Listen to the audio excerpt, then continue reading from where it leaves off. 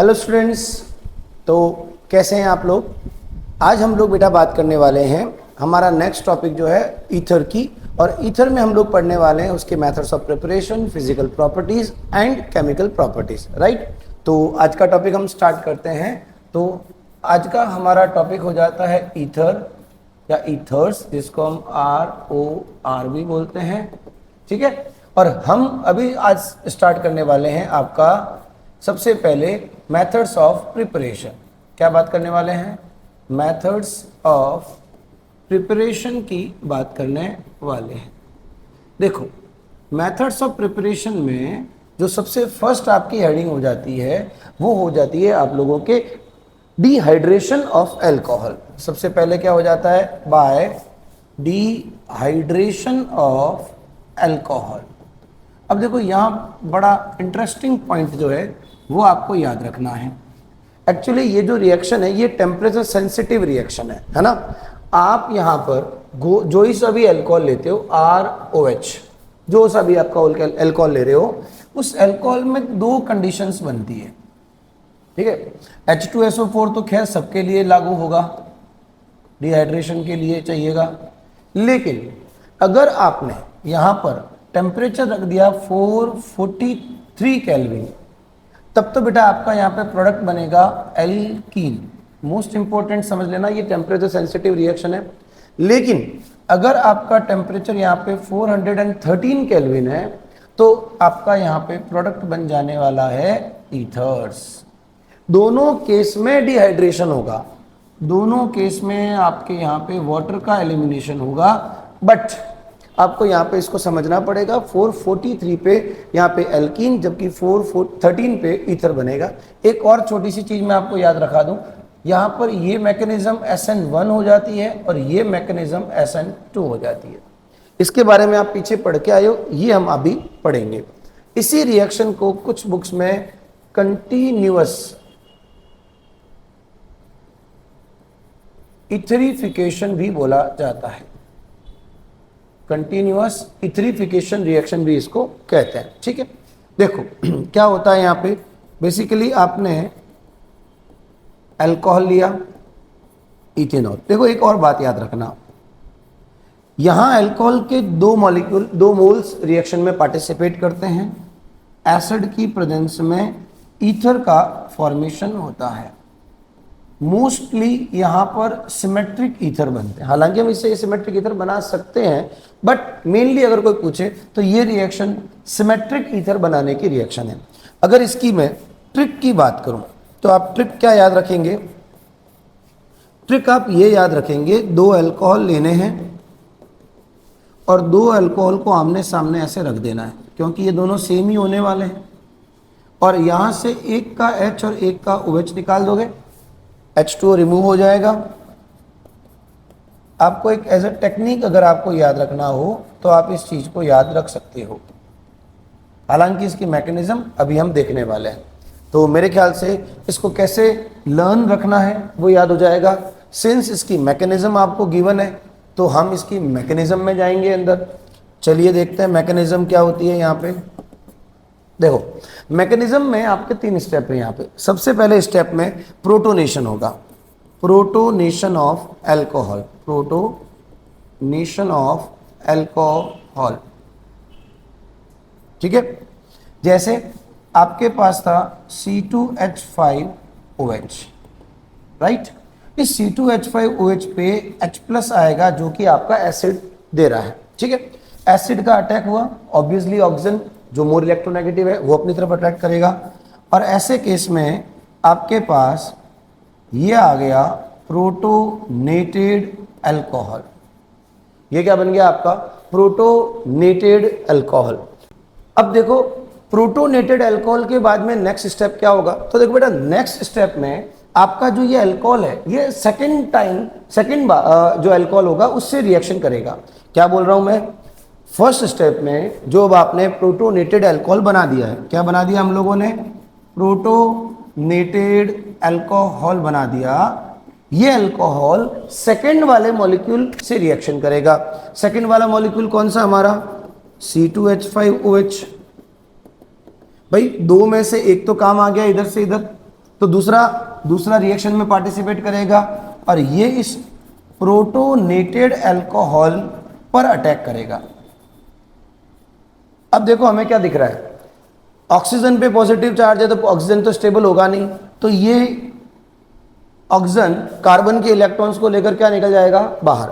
इसकी वजह से इस कार्बन पर क्या आने वाला है, पॉजिटिव चार्ज। अगर मैं इस C2H5 को भी थोड़ा ओपन करके लिखूं तो क्या हम इसको CH3CH2 लिख सकते थे।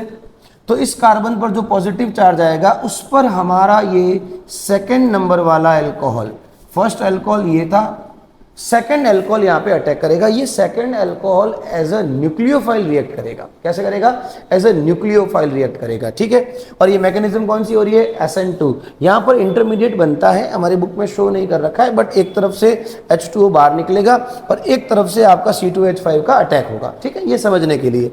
अब नेक्स्ट स्टेप में देखो क्या हुआ, H2O तो आपने निकाल दिया बाहर, निकल गया।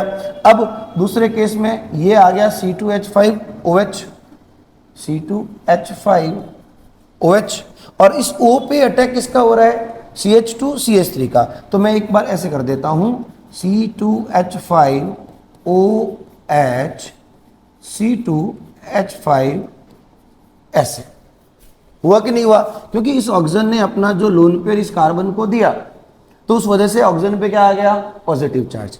एंड फाइनली हमने एक चीज हर बार सीखी है कि जब भी कोई रिएक्शन एसिड कैटलाइज्ड है तो at the end of the step, at the end of the reaction हमें उस H+ को वापस बाहर निकालना तो पड़ेगा क्योंकि वो कैटलिस्ट ठहरा।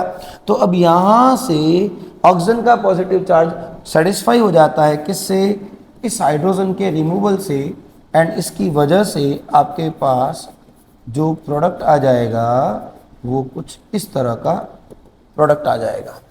इसको बोलते हैं हम डाई इथाइल ईथर। बोलो बात समझ में आई या नहीं आई। कहने का सिंपल सा मतलब है कि दो अल्कोहल की रिएक्शन से वाटर का रिमूवल हुआ, दैट मीन्स डिहाइड्रेशन हो गया। ये सारा काम कौन से टेम्परेचर पे होता है, 413 केल्विन टेम्परेचर पे। अगर तुम इसका टेम्परेचर राइज कर देते हो 443 के अराउंड हो जाए तो यहाँ पर SN1 मैकेनिज्म से क्या बनेंगे, एल्कीन्स बनेंगे। ये बात दिमाग में याद रखना। बोलो क्लियर। तो मेरे ख्याल से ये आपको समझ में आ गया होगा। मैकेनिज्म इंपॉर्टेंट है ना, जैसे वहाँ पे हम लोगों ने एस्टरिफिकेशन रिएक्शंस पढ़ी थी तो वैसे ही बहुत सारी रिएक्शंस जो हैं उनकी मैकेनिज्म दे रखी है और वो बड़ी इंपॉर्टेंट है, ठीक है। तो कुल मिलाकर आपके सामने ये रिएक्शंस आ गई है। अब देखो इसी रिएक्शन के बारे में कुछ और स्टेटमेंट्स आपकी बुक में दे रखे हैं, ठीक है ना। ये कह रहा है कि ये मेथड जो सुटेबल होता है preparation for ethers having primary alkyl groups only. मतलब अगर आपके यहाँ पे ये अल्काइल ग्रुप्स जो अल्कोहल्स के हैं वही तो जाके यहाँ पे ईथर के अंदर काम आ रहे हैं। तो अगर आप यहाँ पे प्राइमरी अल्काइल ना लें, मतलब प्राइमरी अल्कोहल्स ना लें, सेकेंडरी या टर्शरी अल्कोहल्स लें, फिर ये रिएक्शंस जो थोड़ी है वो मुश्किल से होगी। या हम यहाँ पे आगे आपके लिखा हुआ है कि एलिमिनेशन पॉसिबल हो सकता है। The alkyl should be group should be unhindered. अब ऐसा क्यों है, मान लो पूछ ले तो देखो प्रॉब्लम कहाँ आएगी। ये जो आपका C2H5 है, अगर ये टर्शरी होता, अगर ये टर्शरी होता तो सोच के देखो, फर्स्ट केस में जो आपका प्रोटोनेटेड अल्कोहल बना तो सेकंड केस में जब ये प्रोटोनेटेड अल्कोहल के ऊपर अटैक करेगा तो इस प्रोटोनेटेड अल्कोहल के ऊपर ये हिंड्रेंस की वजह से जो है वो रिएक्शन उतनी इफेक्टिवली नहीं हो पाएगी। दैट इज वाई यहाँ पर 2 डिग्री या 3 डिग्री अल्कोहल लेना प्रेफर नहीं किया जाता है, ठीक है। Otherwise the reaction favours the formation of alkenes. अगर आप 3 डिग्री अल्कोहल्स ले लेते हो तो यहाँ पर एल्कीन्स बनेंगे। The reaction follows SN1 path when the alcohol is secondary और tertiary about which you learn in the higher class. ये कह रहा है कि अगर आप यहाँ पर 2 डिग्री और 3 डिग्री अल्कोहल्स लेते हो तब भी टेम्परेचर अगर सेम भी रख दो तो भी ये रिएक्शन SN1 से होगी और प्रोडक्ट क्या बनेंगे, एल्कीन्स बनेंगे। तो overall the moral of the story ये है कि यहाँ पर आपको अगर ईथर बनाना है by the dehydration of alcohol then the alcohol should be 1 degree, okay, and the temperature will be 413 kelvin, okay. However the dehydration of secondary and tertiary alcohol to give corresponding, ये थोड़ी unsuccessful है as elimination कॉम्पीट्स। यहाँ पे elimination और SN1 reaction के बीच में competition होता है। इन सब चीज़ों के बारे में आप लोगों को हायर क्लासेस में थोड़ा बताया जाएगा, ठीक है। चलिए ये आपका फर्स्ट रिएक्शन हो जाता है कंप्लीट। सेकेंड रिएक्शन पे आते हैं। प्रिपरेशन के अंदर विलियमसन ईथर सिंथेसिस या विलियमसन सिंथेसिस, ठीक है, इसका आपको ध्यान रखना है। अब देखो विलियमसन सिंथेसिस क्या बोल रहा है आप लोगों को, मेन इंपॉर्टेंट बात क्या है यहाँ पे। विलियमसन सिंथेसिस एक्चुअली एक बढ़िया मेथड माना जाता है, गुड लैबोरेटरी मेथड है, गुड लैबोरेटरी मेथड है, बिकॉज यहां से आप symmetric as well as asymmetric ether can be form, यहां से दोनों टाइप के ईथर फॉर्म करना इजी हो जाता है। अब अपने जो पीछे रिएक्शन पड़ी उसमें इतना इजी नहीं हो पाता। किसकी किसके साथ रिएक्शन होती है, अल्काइल हैलाइड्स की सोडियम एल्कोक्साइड के साथ रिएक्शन होगी, सोडियम एल्कोक्साइड के साथ रिएक्शन होगी। सोडियम एल्कोक्साइड का मतलब क्या समझे आप, RONA,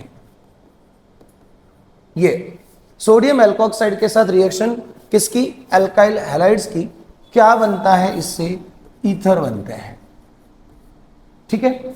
कैसे, तो सुनो, टेक्निक की बात करें तो देखो आप सब जानते हो, X पे माइनस, R पे प्लस, Na प्लस और X माइनस, क्या निकाल देंगे बेटा, NaX, एंड ये जो OR माइनस है ये अटैक करेगा R प्लस पे और आपके पास आ जाएगा ROR, that is ether.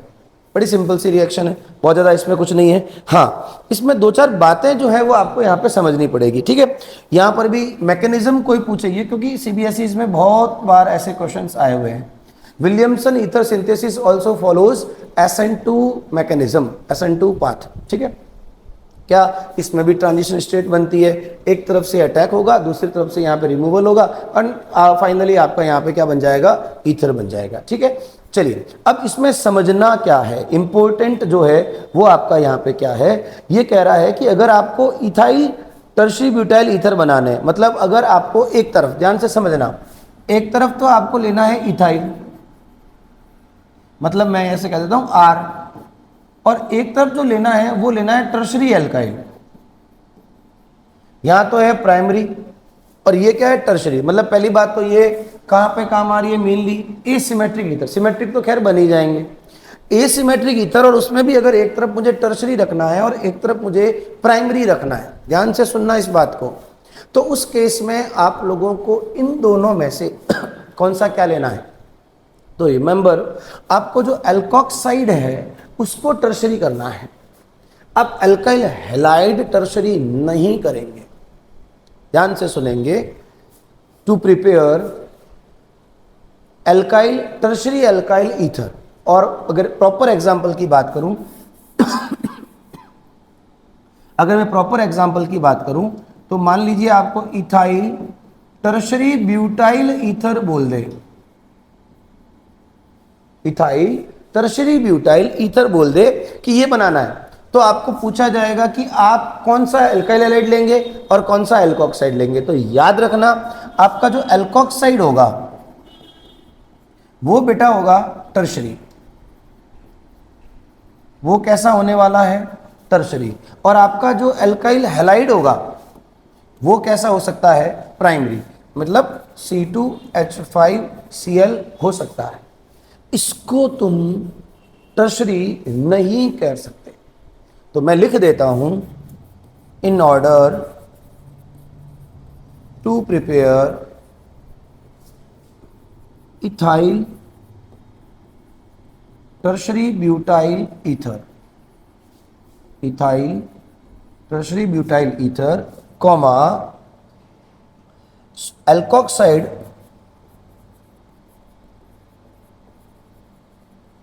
should be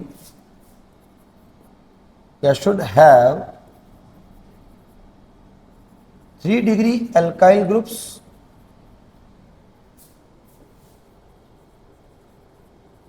whereas Rx will be ethyl halide, will be ethyl halide. ये बात आपको याद रखनी है। अगर ऐसा नहीं करते हो तो रिएक्शन का प्रोडक्ट पूरा का पूरा चेंज हो जाएगा। तो बहुत सिंपल सा मैंने आपको कहा, जैसे कि C2H5Cl के साथ अगर रिएक्शन कराते हो तो यहाँ से NaCl बाहर निकल जाएगा और तुम्हारा प्रोडक्ट यहाँ पे बन जाएगा टर्शरी ब्यूटाइल इथाइल ईथर, है ना। चलिए, क्या ये बात समझ में आई? अब देखो, इसका पूरा का पूरा रीजन दे रखा है, ऐसा क्यों है, किस लिए, तो इस लाइन को इंपॉर्टेंट आपको हाईलाइट करना है। तो पहले तो मैंने आपको यहाँ पे बता दिया कि ऐसा क्या करना है, जरूरी है, ऐसा टर्शरी एल्काइल ब्यूटाइल या इथाइल ईथर लेना है तब आपको ये लेना पड़ेगा। तो देखो बुक में क्या है, better results are obtained if the alkyl halides is primary. अगर आपको यहाँ पे ये प्रॉपरली बढ़िया इसकी यील्ड चाहिए तो आपको एल्काइल हैलाइड क्या लेना पड़ेगा, प्राइमरी, ये कंपलसरी है। और अगर टर्शरी बनाना ही है तो फिर टर्शरी किसको लोगे, एल्कोक्साइड को लोगे, ठीक है, in the primary. In case of secondary और tertiary alkyl halide elimination competes over substitution. अगर आप यहाँ पर सपोज टर्शरी एल्काइल हैलाइड ले लेते हैं, मतलब अगर कोई पूछ ले कि क्या हो जाएगा अगर मैं यहाँ पे टर्शरी एल्काइल हैलाइड ले लूं, तो देखो बेटा थोड़ा अंदर तक जाना पड़ेगा हम बात को समझने के लिए। मतलब अपना सवाल यह है कि मुझे प्रोडक्ट तो ये चाहिए, तो सर मैं आर तो अपनी मर्जी से कुछ भी ले सकता था, यहाँ मर्जी नहीं चलेगी, यहाँ तो मैकेनिज्म हो रही है SN2, लेकिन यहाँ सब्स्टिट्यूशन ही नहीं होकर क्या हो जाएगा, एलिमिनेशन। अब आप कहोगे सर ऐसा कैसे होता है, तो सुनो बात को ध्यान से। आपने एल्काइल हैलाइड में भी एक रिएक्शन पढ़ी थी जिसमें आपने एल्कोहलिक KOH के साथ में रिएक्शन करवाई थी एल्काइल हैलाइड की, जिससे बीटा एलिमिनेशन हुआ था, राइट। यहाँ भी कुछ वैसी कंडीशन बन रही है। तुम्हें जो ये सोडियम एल्कोक्साइड दिख रहा है ना, ये एक्चुअली सोडियम एल्कोक्साइड आया कैसे, ये भी तो जानना जरूरी है। तो बेटा सोडियम एल्कोक्साइड बनाने के लिए आपको NaOH की रिएक्शन किसके साथ करानी पड़ेगी, अल्कोहल के साथ करानी पड़ेगी। किसके साथ करानी पड़ेगी, अल्कोहल के साथ। अब देखो क्या है, अल्कोहल एसिडिक है, यहां पर एसिडिक नेचर शो कर रहा है, और ये आपका बेस है। अल्कोहल अपना H+ लूज करेगा, ये अपना बेस OH- लूज करेगा, तो यहां बनेगा RO- Na+। क्या हम अल्कोहलिक KOH जो बोल रहे थे उसमें NaOH भी हो सकता था, राइट। तो अल्कोहलिक NaOH का प्रोडक्ट ही सोडियम एल्कोक्साइड नहीं हुआ। तो यहां जो सोडियम एल्कोक्साइड आप बना रहे हो वो एक्चुअली बना तो अल्कोहलिक NaOH की प्रेजेंस में ही है। तो ये जो रिएक्शन होगी ये यहां पर एलिमिनेशन को कॉज करेगी, ना कि सब्स्टिट्यूशन को। बोलो क्लियर। तो यहां पर पता है क्या होना है, ये यहां पर Cl जिस कार्बन से जुड़ा है वो है अल्फा, उसका नेक्स्ट हो गया बीटा। बीटा कार्बन का हाइड्रोजन इस Cl के साथ एलिमिनेट हो जाएगा और यहां बन जाएंगे डबल बॉन्ड। तो तुम्हारा प्रोडक्ट हो जाएगा CH3CH और ये हो जाएगा C डबल बॉन्ड CH2। ये आपका क्या हो जाएगा, alkene will be your product, ठीक है। C और इन दोनों के बीच में क्या बना दिया मैंने, डबल बॉन्ड। अब सुनो और भी बात, क्योंकि आपने प्रोडक्ट क्या बनाया, HCl, ये HCl इसके साथ क्या करेगा, रिएक्शन। तो तुम्हें दिख तो क्या रहा होगा कि यहां पर भी क्या बन रहा है, NaCl, बट ये NaCl इससे और इससे निकल कर नहीं आया है। Na और Cl और जो H है वो अगेन आपका यहाँ पे क्या बना देगा, C2H5OH। Most important thing to remember, if you want to prepare alkyl tertiary alkyl ether, एक तरफ टर्शरी ग्रुप हो अल्काइल ग्रुप, एक तरफ प्राइमरी अल्काइल ग्रुप हो, तब आपको अल्काइल हैलाइड प्राइमरी लेना पड़ेगा, एल्कोक्साइड आपको टर्शरी लेना पड़ेगा। नहीं तो आपने एल्कोक्साइड ले लिया प्राइमरी और अगर एल्किल हैलाइड ले लिया टर्शरी, देन आपका प्रोडक्ट यहां पर ईथर नहीं बनेगा, प्रोडक्ट बनेगा एल्कीन। यस और नो। तो ये बातें दिमाग में अच्छे से सेट कर लेना। ये क्वेश्चंस आपका जस्ट आपकी बुक में एग्जाम्पल दे रखा है, एग्जाम्पल नंबर 11.6। क्या कहता है एग्जाम्पल 11.6? ये आपको कह रहा है कि आपके पास एक रिएक्शन है, ठीक है। मैं 11.6 समझा देता हूं। 11 मेरी बुक का जो ओल्ड बुक है उसमें 11.6 है, आपकी शायद 7.6 या जो भी चैप्टर है उसका होगा। 6th एग्जाम्पल की मैं बात कर रहा हूँ, जस्ट इसके नीचे ही दे रखा है। एग्जाम्पल आपको दे रहा है कि रिएक्शन कि C2H5ONA की रिएक्शन आपको करवानी है ClC और ये टर्शरी एल्काइल हैलाइड के साथ, और इसने 2 प्रोडक्ट भी बनाए CH3C CH3 CH3O CH3 C2H5, that's it. अब इसका क्वेश्चन क्या है, मैं एक नॉर्मल अपनी लैंग्वेज में बता देता हूं। वो ये कह रहा है कि this is the product of this reaction is not the correct, product is not correct, but there are 2 questions.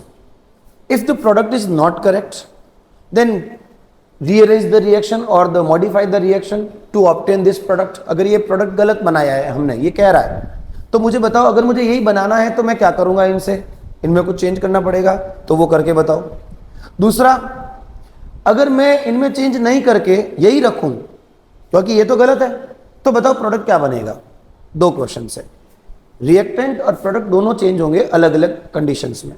पहला केस आंसर, अगर मुझे यही प्रोडक्ट चाहिए था, मैंने अभी क्या बोला, अगर आपको एक तरफ एल्काइल प्राइमरी और एक तरफ टर्शरी एल्काइल चाहिए तो उस केस में आपका एल्काइल हैलाइड प्राइमरी होना चाहिए। यहां प्रॉब्लम क्या कर दी इन्होंने, एल्काइल हैलाइड ले लिया टर्शरी। तो अगर मुझे यही रखना है तो पता है क्या हो जाना है, मैं एल्कोक्साइड तो ले लेता हूं tertiary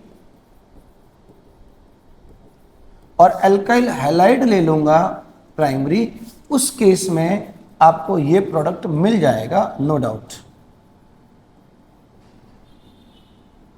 now the next question is कि मुझे तो ये नहीं चाहिए, मैं रिएक्टेंट यही रखना चाहता हूं, तो अब बताओ अगर यही रिएक्टेंट रखूंगा तो एक्चुअली क्या बनेगा, तो वो हम बात करेंगे अभी। तो अगर तुम यही रखते हो, जो कि अभी मेरे ख्याल से अपन वही एग्जांपल एग्जैक्टली पढ़ा है, इस केस में यहां हो जाएगा बीटा एलिमिनेशन,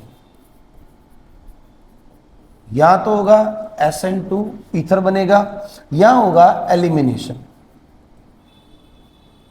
जैसा कि मैंने अभी आपको बताया था, ये हो जाएगा बेटा एलिमिनेशन। HCl और HCl निकलने से पहले हम बना देते हैं यहां पे एल्कीन, एलिमिनेशन हो गया। अगेन HCl और इनके बीच में रिएक्शन होगी, आपको NaCl एंड C2H5OH बनाना होगा, ये आपकी फाइनल रिएक्शन होगी। बोलो बात समझ में आई नहीं? ये अच्छा क्वेश्चन है, एग्जाम में आने लायक क्वेश्चन है, ऐसे क्वेश्चंस को आप जरूर ध्यान में रखेंगे, ठीक है। चलिए, इसी के जस्ट आगे एक और रिएक्शन दे रखी है कि अगर आप लोगों को एरोमेटिक रिंग्स दे रखी हो तो ईथर कैसे बनेगा, मतलब आपका जो एल्काइल हैलाइड है वो रिएक्शन, मतलब इसी में बात कर रहे हैं। तो अगर आप लोगों को क्या बनाना है, ईथर बनाना है एल्काइल हैलाइड्स के साथ में, तो कैसे बनेगा, और एरोमेटिक ईथर बनाना है, ठीक है। तो अभी जो बात चल रही है वो चल रही है एरोमेटिक ईथर की। इसको अगर मैं अपनी तरफ से एक नाम देना चाहूँ तो मैं इसको नाम देना चाहूँगा, आपको क्वेश्चन आ सकता है और इसको इम्पोर्टेंट लगाना, फिनॉल टू एनिसॉल बनाने की रिएक्शन है ये एक तरह से, और I can say phenol to phenetole बनाने की रिएक्शन है। रिमेंबर, ये जो मैं बता रहा हूँ या जो भी आप पढ़ने वाले हो, ये one of the important reactions हो सकती है अकॉर्डिंग टू कन्वर्जन्स, कि आप कन्वर्ट कैसे करोगे फिनॉल को एनिसॉल में एंड फिनॉल को फेनिटॉल में। चलो देखते हैं। सबसे पहले अगर फिनॉल की बात करें, ये हमारा फिनॉल, जैसे अभी देखो मैंने अल्कोहल लिया था, उसकी मैंने पहले किससे करा की रिएक्शन, NaOH के साथ, जस्ट लाइक दैट यहाँ पर भी यही होना है। तो पहले आपका NaOH बेस, और ये तो बहुत अच्छा एसिड होता है एज यू नो, ये अपना H+ और ये अपना OH- लूज करेगा। तो सबसे पहले तो बना आपका यहाँ पे सॉल्ट, जिसको हमने कहा था सोडियम एल्कोक्साइड, ये नाम हो जाएगा सोडियम फिनॉक्साइड। क्या हो जाएगा ये, sodium phenoxide. Is it clear, sodium phenoxide, ठीक है। और साथ में क्या निकल जाएगा आपका H2। ओके, मेन रिएक्शन तो यहां से स्टार्ट होगी क्योंकि एल्कोक्साइड आपने प्रिपेयर किया है, ठीक है।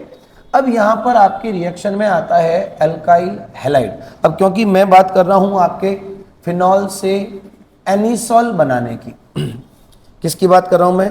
फिनॉल से एनिसॉल बनाने की। तो अब एनिसॉल बनाने में मैं क्या ले रहा हूँ यहाँ पे?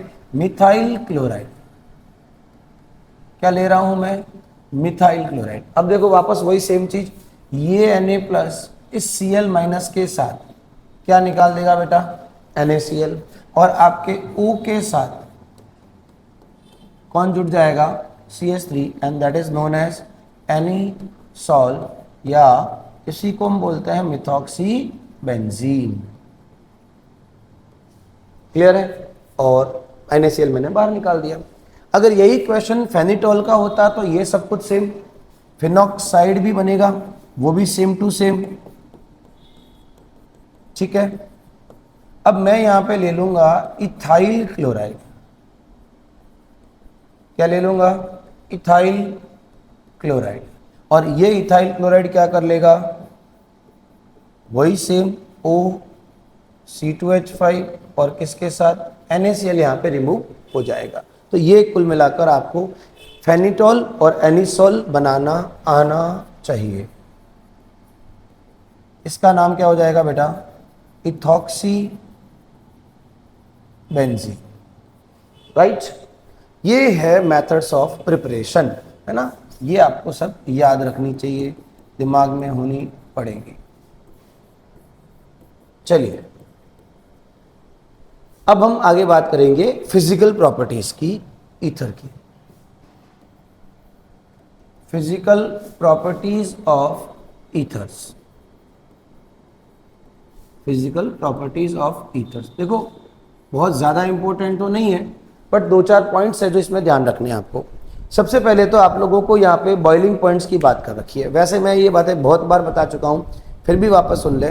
बॉइलिंग पॉइंट्स बेसिकली डिपेंड करते हैं van der Waals force of attractions पे, राइट? अगर हम बात करें ईथर की, तो बेटा ईथर में ये दो एल्काइल ग्रुप्स होने की वजह से ये थोड़ा लेस पोलर है। इसको आप वीक पोलर भी बोल सकते हो। है पोलर तो है, क्योंकि ऑक्सीजन अपने ऊपर इलेक्ट्रॉन को लाएगी तो पॉजिटिव चार्ज नेगेटिव चार्ज बनेगा, बट ये लेस पोलर है। तो अगर आपको कोई कह दे कि इसका बॉइलिंग पॉइंट ऑलमोस्ट एल्केन्स या हाइड्रोकार्बन से बहुत मिलता जुलता है, क्योंकि हाइड्रोकार्बन तो कंप्लीटली क्या बोलते हैं इसको हम लोग? नॉन पोलर है। तो hydrocarbon basically less boiling point रखते हैं, किससे? ईथर्स से। बट जो क्वेश्चन आएगा या आ सकता है वो ये है कि ईथर के बॉइलिंग पॉइंट कम होते हैं अल्कोहल से, Y?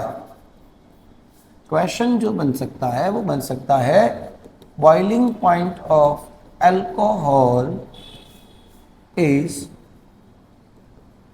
Greater than ethers, why? Explain। और इसका सिंपल रीजन है हाइड्रोजन बॉन्डिंग, है ना? ये सब चीजें आप कई बार कर चुके हो। अल्कोहल अपने ही मॉलिक्यूल के साथ कौन सा बॉन्ड रखता है बेटा? Hydrogen bond, right? लेकिन ईथर एक तो पोलर है, वो भी वीक पोलर है, तो ऐसे में ये डाइपोल डाइपोल इंटरेक्शन रखेगा, बट ये जो बहुत वीक डाइपोल डाइपोल इंटरेक्शंस होंगे, इसकी वजह से ईथर के बॉइलिंग पॉइंट्स जो हैं वो अल्कोहल से काफ़ी कम हो जाएंगे। आपके बुक में दे रखा है अल्कोहल का, ब्यूटेनॉल का बॉइलिंग पॉइंट दे रखा है 390 और इथॉक्सी इथेन का दे रखा है 307।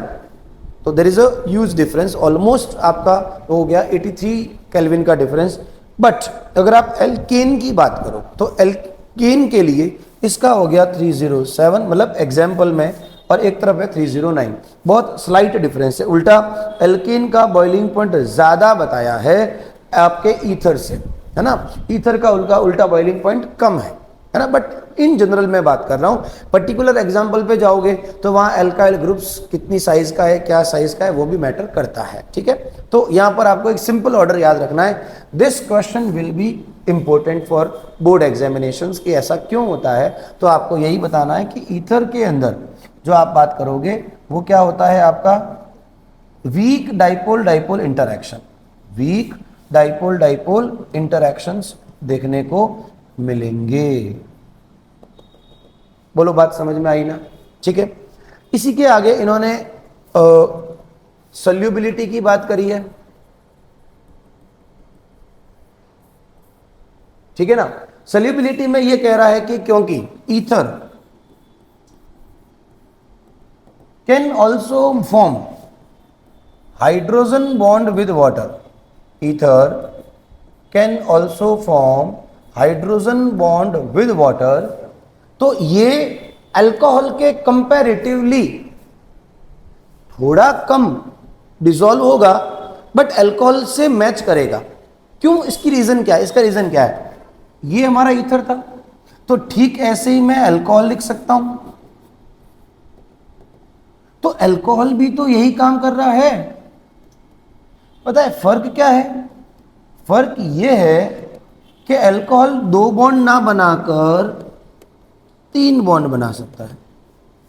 तो हम कह रहे हैं कि अल्कोहल वाटर में कंपैरेटिवली ईथर के थोड़ा ज्यादा सोल्यूबल है, बट इनको हम एक तरह से कंपेयर कर सकते हैं, बहुत बड़ा डिफरेंस यहां पे नहीं होगा। इसका एग्जाम्पल तुम्हारी बुक में एक एग्जाम्पल को ऐसे करके लिखा है कि इथॉक्सी ईथेन और ब्यूटेन 1 है, इन दोनों को अगर 100 ml ऑफ वाटर में डिसॉल्व करेंगे तो आपका इथॉक्सी ईथेन का तो 7.5 ग्राम डिसॉल्व होगा, जो कि थोड़ा कम बता रखा है, जबकि अल्कोहल जो है उसका आपका 9 ग्राम डिसॉल्व होगा। ऑब्वियसली अल्कोहल अच्छा हाइड्रोजन बॉन्ड बनाता है तो 9 ग्राम डिसॉल्व हो जाएगा, तो 7.5 में और 9 में 1.5 ग्राम का डिफरेंस है, which is not a very big difference. तो हम कह सकते हैं कि ये कंपैरेटिवली एक दूसरे के साथ वाटर के अंदर अच्छे से मिजिबल हो जाते हैं, ठीक है। ये फिजिकल प्रॉपर्टीज है, तो इसमें कोई बहुत बड़ा क्वेश्चन बन नहीं सकता, वहां बनेगा जो मैंने आपको बता दिया, राइट। अब आते हैं हम लोग केमिकल प्रॉपर्टीज में। Chemical properties of ethers. देखिए, अब केमिकल प्रॉपर्टीज ऑफ ईथर में आपकी बुक में जो दे रखी है वो टोटल 2-3 रिएक्शंस दे रखी है, ठीक है।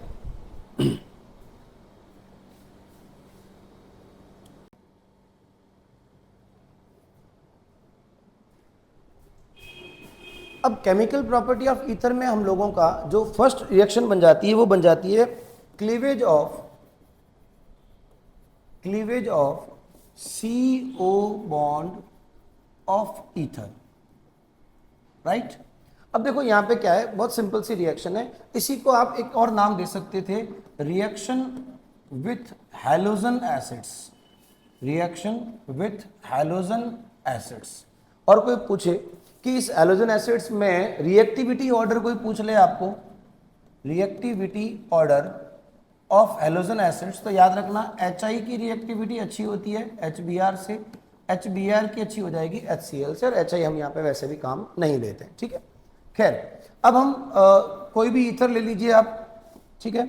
मान लीजिए पहले तो मैं सिंपल ROR लेके बात करता हूं, क्या होगा, HX की प्रेजेंस में HCl, HI, HBr कुछ भी ले लो आप, क्या होगा, दोनों में से कोई एक हो, एक R अपना इलेक्ट्रॉन लूज करेगा बॉन्ड का और RO माइनस बनाएगा। अभी जो RO माइनस बना इस पर H प्लस का क्या हो जाएगा, अटैक।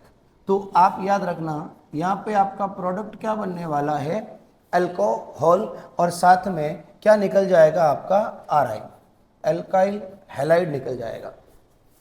R और इसके बीच में रिएक्शन हो जाएगी R और I की, तो RI बन गया और अल्कोहल बन गया। अब यहाँ पे भी देखो थोड़ा कंडीशन मैटर करता है, if the halogen acids is in excess, अगर आपको हैलोजन एसिड का क्या दे रखा है, एक्सेस दे रखा है, देन अल्कोहल फर्दर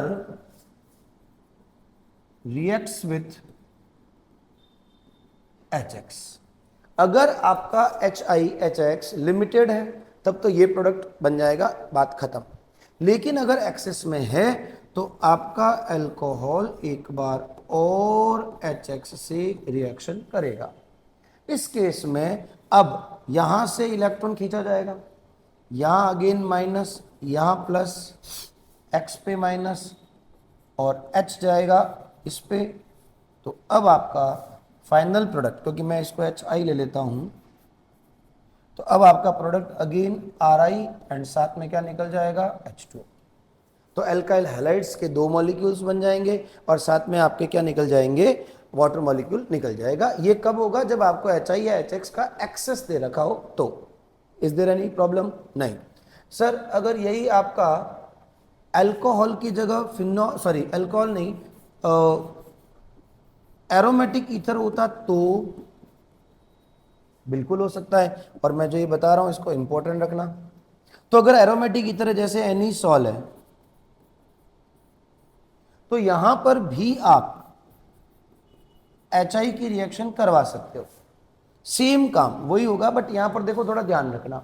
समझने वाली बात क्या है, कौन सा बॉन्ड ब्रेक होगा, तो ऑब्वियसली ये बॉन्ड ब्रेक होगा, क्योंकि यहां का जो ऑक्सीजन का जो लोन पेयर है वो इस sp2 कार्बन से अट्रैक्ट होता है।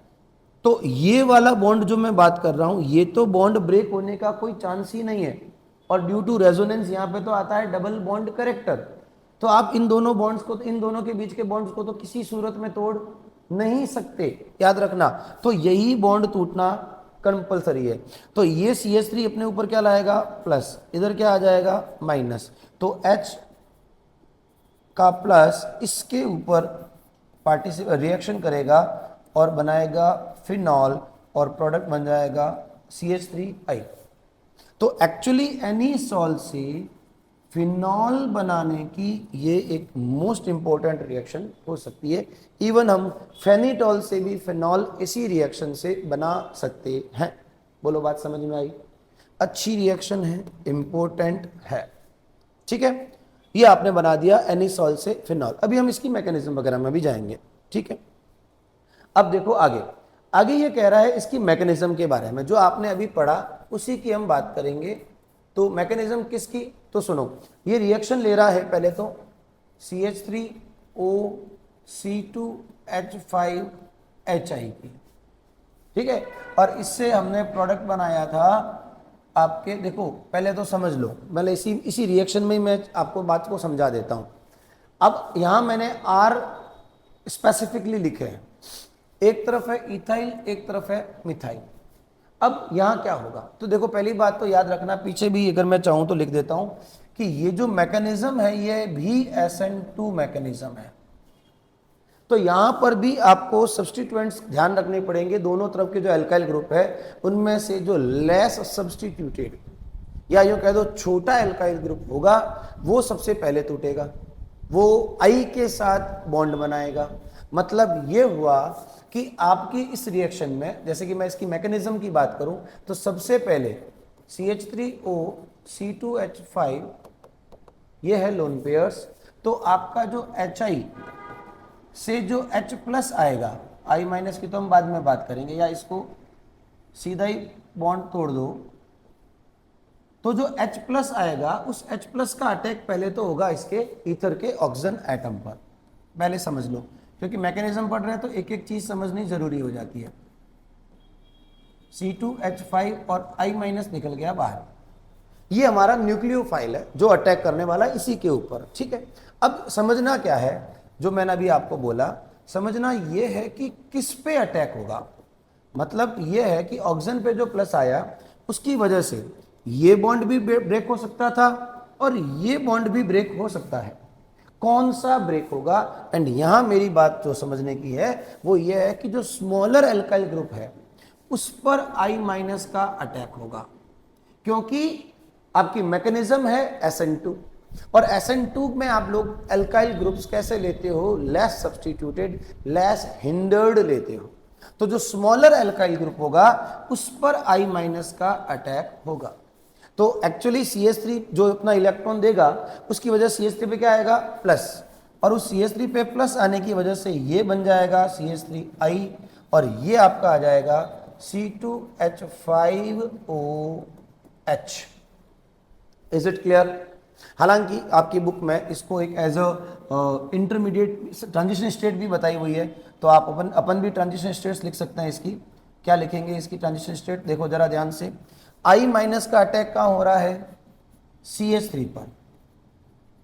ये CH3, ये O के साथ, और ये आपका आ गया C2H5 और ये आ गया H। तो एक्चुअली ये एक ट्रांजिशन स्टेट है, और इस ट्रांजिशन स्टेट में O पे H है, CH3 पे, और इन दोनों के बीच अब एक्चुअली यहाँ पर भी इन्होंने डैश डैश कर रखा है, बट देखो यहाँ डैश डैश का कोई सेंस नहीं है, ये मेरे ख्याल से मिस्टेक से हुआ है ना, बाई मिस्टेक यहाँ पर इन्होंने डैश डैश लिखा है यहाँ पर। यहाँ कोई डैश नहीं होगा, ये बॉन्ड टूटेगा नहीं। तो ये बॉन्ड और ये बॉन्ड टूटने वाला है ना, यहाँ से ये कनेक्ट हो रहा है और यहाँ से ये निकल रहा है, ये समझना है। और फाइनली आप यहाँ पे I के साथ तो जोड़ेंगे CH3 को, और C2H5 के साथ जोड़ेंगे OH को। बोलो क्लियर? अब इवन यहाँ पे नीचे एक लाइन भी लिखी हुई है कि अगर आप यहाँ पर HX का लेते हो एक्सेस तो क्या होगा, वो भी देख लेते हैं। When HI is in excess, अगर HI एक्सेस में है तो देखो अगेन हमारा क्या बना है, अल्कोहल C2H5OH, ये HI अगेन अटैक होगा C2H5OH, H ये हो गया पॉजिटिव चार्ज, साथ में I माइनस बनेगा। ये जैसे ही यहां से अपना बॉन्ड रिमूव करेगा अटैक हो जाएगा, तो ये बन जाएगा C2H5I प्लस H2, यही तो हमने बनाया था। तो यहां का जो मेजर प्रोडक्ट होगा, एक तो होगा CH3I ये वाला, दूसरा होगा C2H5I और साथ में H2। ये है इसका फाइनल प्रोडक्ट जो कि आपको ध्यान में रखना है। बोलो कोई प्रॉब्लम? अब प्रॉब्लम यहां पे क्या आने वाली है तो सुनो। प्रॉब्लम ये है कि आप जो ईथर ले रहे हो, या तो छोटा बड़ा नॉर्मली ले लिया, ठीक है, दोनों में से एक मिथाइल था, एक 1 डिग्री था, इवन दोनों 1 डिग्री भी हो तो भी कोई दिक्कत नहीं है। बट अगर इन दोनों ग्रुप्स में से अगर एक भी टर्शरी हुआ तो ये रिएक्शन गड़बड़ हो जाएगी। फिर ये रिएक्शन SN1 मैकेनिज्म के थ्रू होगी, और आपका यहाँ पे जो प्रोडक्ट है वो फर्दर अल्कोहल वगैरह ना होकर क्या बनने वाला है, टर्शरी अल्काइल हैलाइड्स में कन्वर्ट हो जाएगा। मतलब मैं ये कहना चाह रहा हूँ SN1 मैकेनिज्म होगी, और आयोडाइड आयन का अटैक अब छोटे अल्काइल ग्रुप पे ना होकर टर्शरी अल्काइल ग्रुप पे होगा, बिकॉज मैकेनिज्म कहां से हो रही है, SN1 से हो रही है। एग्जाम्पल देखो, इधर मैंने ले लिया C2H5O, CH3, CH3, CH3, और रिएक्शन हो रही है वही आप HI के साथ। अब ये हो रही है SN1 के थ्रू। अगर इसके मैकेनिज्म की बात करें, अगेन स्टार्टिंग तो वही होगी जैसे होनी चाहिए। सबसे पहले आपके HI का H प्लस ऑक्सीजन पर अटैक करेगा, इसको बोलते हैं ऑक्सोनियम आयन। ये मैं बात बताना भूल गया था। ऑक्सीजन पर जब पॉजिटिव चार्ज आएगा तो उसे हम ऑक्सोनियम आयन बोलेंगे, जो कि यहाँ इंटरमीडिएट की तरह बन रहा है। तो C2H5O, और यहाँ आ गया आपका H लोन पेयर पॉजिटिव, और ये आ गया टर्शरी अल्काइल ग्रुप, और I माइनस यहाँ से बाहर निकल गया। बाहर तो क्या निकला, रिएक्शन में। अब अगेन मैंने क्या कहा था, मैंने ये कहा था कि I माइनस का अटैक कैसे होगा। तो देखो C2H5 और ये जो बॉन्ड है यहां पर पॉजिटिव है। अब दोनों केस या तो ये टूटता या ये टूटता। अगर दोनों ही अल्काइल या दोनों ही 1 डिग्री होते तो मैं कहता छोटा वाला तोड़ो, लेस हिंडर्ड। क्यों? क्योंकि SN2 मैकेनिज्म है। क्योंकि यहां पर अब SN1 मैकेनिज्म हो जाएगी, और उसका रीजन क्या है, क्योंकि इस बॉन्ड के ब्रेक होते ही यहां बनेगा बेटा टर्शरी कार्बोकैटायन, स्लो स्टेप। क्या बन जाएगा यहाँ पे, टर्शरी कार्बोकैटायन, और ये निकल जाएगा in the form of C2H5OH। और सेकेंड स्टेप में I माइनस, क्योंकि आपको पता है न्यूक्लियोफाइल का अटैक सेकंड स्टेप में होगा, ये हो जाएगा फर्स्ट स्टेप हो जाएगा और प्रोडक्ट आ जाएगा आपका टर्शरी एल्काइल हैलाइड। बोलो, मतलब यहां आपका प्रोडक्ट जो बनने वाला है वो टर्शरी ब्यूटाइल आयोडाइड एंड ये बनने वाला है। इवन यहां पर भी अगर तुम एक्सेस लेते हो तो इसका फर्दर HI की प्रेजेंस में रिएक्शन हो जाएगी और इससे HI के एक्सेस से C2H5I प्लस H2O बनाया जा सकता है, आपकी बुक में नहीं दे रखा है। बोलो क्लियर? ये बातें आपके दिमाग में अच्छे से जम जानी चाहिए, बैठ जानी चाहिए। बोलो कोई इशू नहीं। एंड अगर ये हो गए दो केस, तीसरा केस कह रहा है कि आपने एनिसोल लिया होता, ये मैं अभी आपको पीछे बता चुका हूं, बुक में अगेन लास्ट में दे रखा है।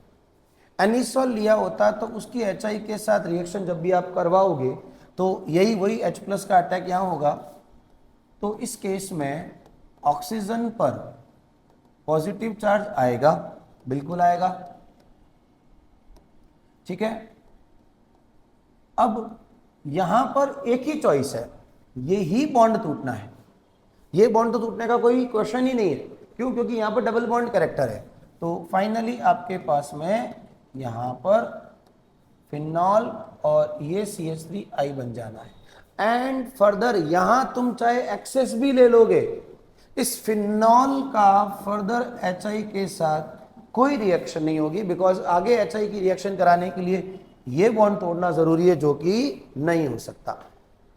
तो यहां पर भी आप एनिसोल से फिनॉल बना सकते हो, इसकी ये मैकेनिज्म आपकी बुक में दे रखी है। बोलो क्लियर? ये आपकी हो गई first reaction, cleavage of CO bond of ether. Second but very easy reactions जो आप कई बार पढ़ चुके हो, इलेक्ट्रोफिलिक सब्स्टिट्यूशन रिएक्शंस, वही क्लोरोबेंजीन वाली, वही फिनॉल वाली।